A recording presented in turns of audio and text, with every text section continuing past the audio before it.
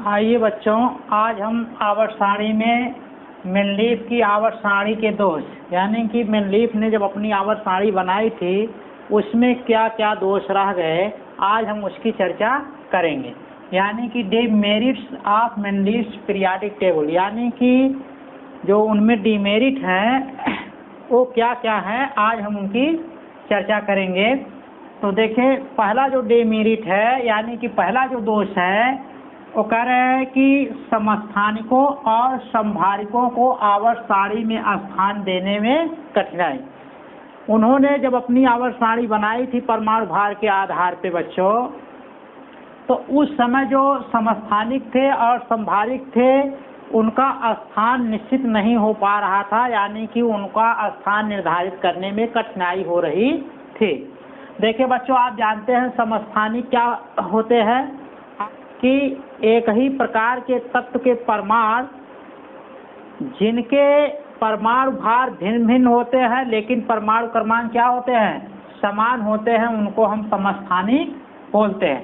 वहीं पर भिन्न भिन्न तत्वों के परमाणु जिनके परमाणु क्रमांक भिन्न भिन्न होते हैं लेकिन परमाणु भार क्या होते हैं, समान होते हैं, उसको हम बोलते हैं समभारिक। देखिए, जो उनके भार की गणना की जाती है परमाणुओं के, वो न्यूट्रॉन और प्रोटॉनों के योगफल के हिसाब से होता है। तो न्यूट्रॉन और प्रोटॉन का योगफल जो होता है वो परमाणु भार कहलाता है, लेकिन नाभिक में जितने प्रोटॉन की संख्या होती है वो क्या है, परमाणु क्रमांक होता है उस परमाणु का। तो अब देखिए, समस्थानिक यानी कि समान स्थान वाले कौन से परमाणु हो सकते हैं, जिनके परमाणु क्रमांक समान होंगे उन्हीं के स्थान क्या होंगे, समान होंगे। लेकिन वहीं पर हम कह रहे हैं परमाणु भार क्या होता है, भिन्न भिन्न होता है समस्थानिक का। तो जब मेनलीफ ने परमाणु भार के आधार पर आवर्त सारणी को सजाया था, तो बच्चों जब परमाणु भार ही उनके भिन्न भिन्न है तो उनको कैसे एक स्थान पर रखा जा सकता है। तो उनको एक स्थान पर हम नहीं रख पाएंगे, परमाणु क्रमांक तो समान है, तो परमाणु क्रमांक के हिसाब से उनको एक ही स्थान पर रखना चाहिए, लेकिन परमाणु भार के हिसाब से उनको अलग अलग स्थान पर रखना चाहिए। तो इस प्रकार जब मेनलीफ ने अपनी आवर्त सारणी बनाई थी तो समस्थानिक और संभारिक, यानी कि जिनके परमाणु भार समान थे लेकिन परमाणु क्रमांक क्या थे, अलग अलग थे, जब वो परमाणु भार के हिसाब से एक ही जगह पर रखते हैं तो लेकिन उनके परमाणु क्रमांक क्या हैं, अलग अलग हैं। तो परमाणु क्रमांक अलग अलग हैं, तब भी परमाणु क्रमांक के हिसाब से उनको एक स्थान नहीं दिया जा सकता है। तो इस प्रकार बच्चों, मेनलीफ ने जो अपनी आवर्त सारणी बनाई तो परमाणु क्रमांक भिन्न भिन्न, परमाणु भार भिन्न भिन्न होने की वजह से उनको एक स्थान पर नहीं रखा जा सकता था। और दूसरा देखिए जो दोष है बच्चों, आवर्त सारणी में हाइड्रोजन का स्थान निश्चित ना होना।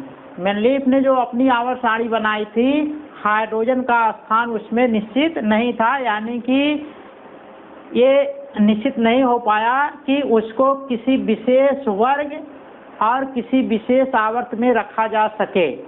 देखिए बच्चों, हाइड्रोजन में इलेक्ट्रॉन त्यागने की भी प्रवृत्ति होती है। जो पहले समूह होते हैं, पहले समूह वाले तत्व एक इलेक्ट्रॉन त्याग कर अस्थायी अवस्था में आते हैं, उसी तरह हाइड्रोजन भी एक इलेक्ट्रॉन त्याग कर अस्थायी अवस्था में आता है। इसलिए हाइड्रोजन को पहले समूह में रखा गया है उन तत्वों के गुणों के आधार पर।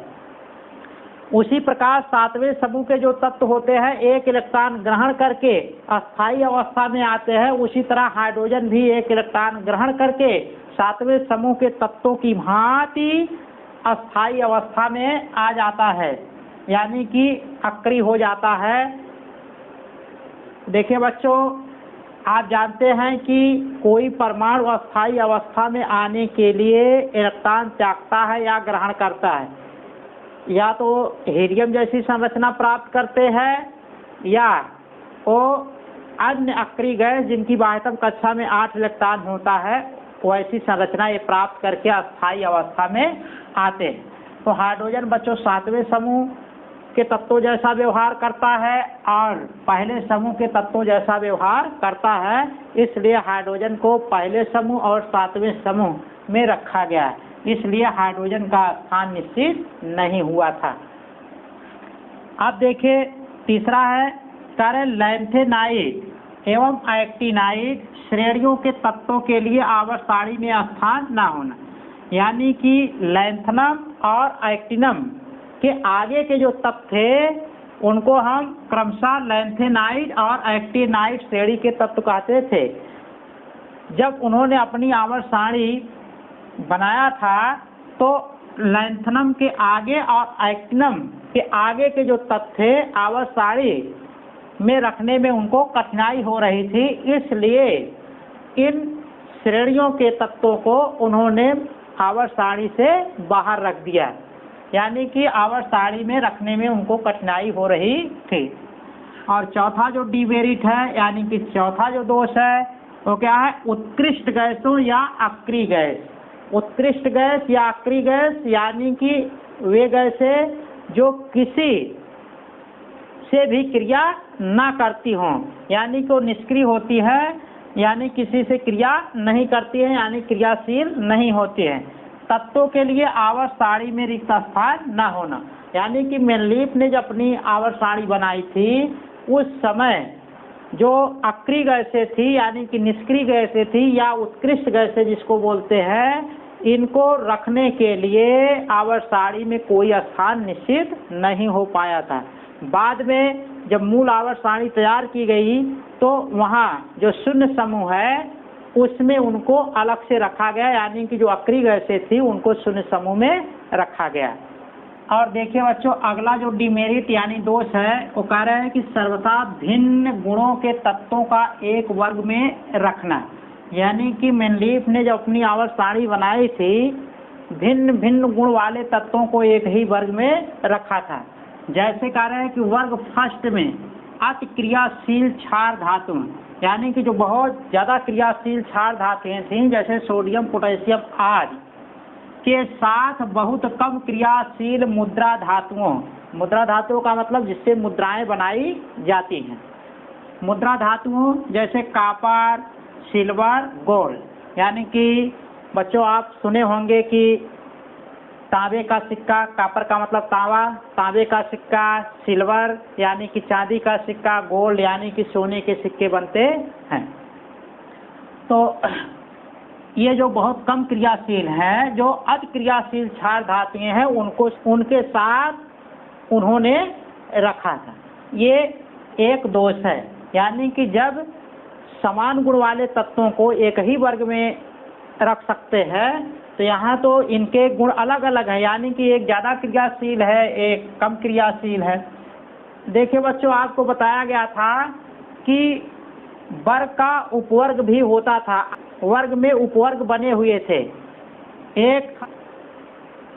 एक था उपवर्ग ए, एक था क्या उपवर्ग बी, यानी कि जैसे पहला वर्ग है तो उसमें क्या बन गया था, एक फर्स्ट ए, एक बन गया था फर्स्ट बी, लेकिन ये क्या है पहले वर्ग में ही है, तो ये उपवर्ग उनके बन गए थे। तो अब देखिए फर्स्ट ए में सोडियम पोटेशियम आ गया, देखिए आपका कॉपर आ गया, सिल्वर आ गया, गोल्ड आ गया। ये एक ही वर्ग के तत्व हैं लेकिन अलग अलग उपवर्ग के हैं।